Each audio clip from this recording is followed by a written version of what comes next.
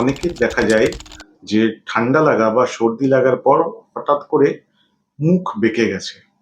মানে একদিক মুখ এরকম করে বেঁকে গেছে বা মুখে হাওয়া ভরতে অসুবিধা হচ্ছে।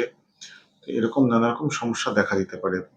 বা চোখও বন্ধ করতে গেলে অনেক সময় পুরো বন্ধ হচ্ছে না, এরকম সমস্যা দেখা দিতে পারে।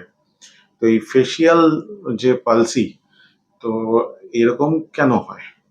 তো আমাদের অ্যাকচুয়ালি যে মুখের যে পেশিগুলোকে সাপ্লাই করে ফেসিয়াল নার্ভ, এটা এই ব্রেনের এখান থেকে উৎপন্ন হয়ে তারপর বিভিন্ন রকম টানেলের মধ্যে দিয়ে আসে। সে কানের মধ্যে দিয়ে বা এখানে একটা হাড় আছে, সেই হাড়ের নিচের টানেলের মধ্যে দিয়ে যায়, মানে সুড়ঙ্গের মধ্যে দিয়ে যায়।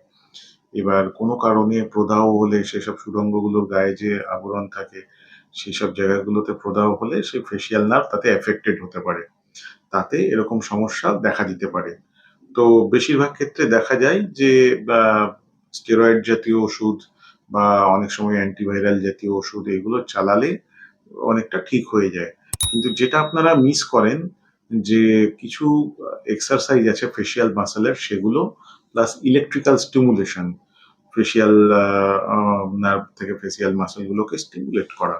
তো এই দুটো জিনিস করলে দেখা যায় যে রিকভারি অনেক তাড়াতাড়ি হয়, অনেক সময় কমপ্লিট রিকভারিও বেশিরভাগ ক্ষেত্রে হয়ে যায়।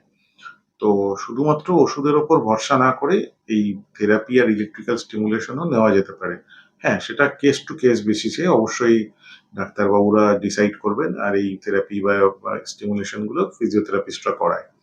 তো ফেসিয়াল নার্ভের রিলেটেড এরকম যে ফেসিয়াল পালসি হলে, মানে এটার আরেকটা নাম আছে lower motor type of facial palsy, এরকম হলে এই শুধু ওষুধ না, ইলেকট্রিক্যাল স্টিমুলেশন আর ফিজিওথেরাপিও করাতে অবশ্যই মনে রাখবেন, তাতে রিকভারির চান্স বেটার থাকে।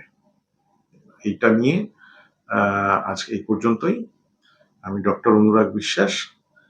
আমার চ্যানেল এই মেডিজি ফর ইউতে এরকম ছোট ছোট আপডেট আমি দিতে থাকবো, তাই সাথে থাকবেন, পাশে থাকবেন। আর চ্যানেলটা সাবস্ক্রাইব আর ভিডিওটা লাইক আর শেয়ার করতে ভুলবেন না। নমস্কার।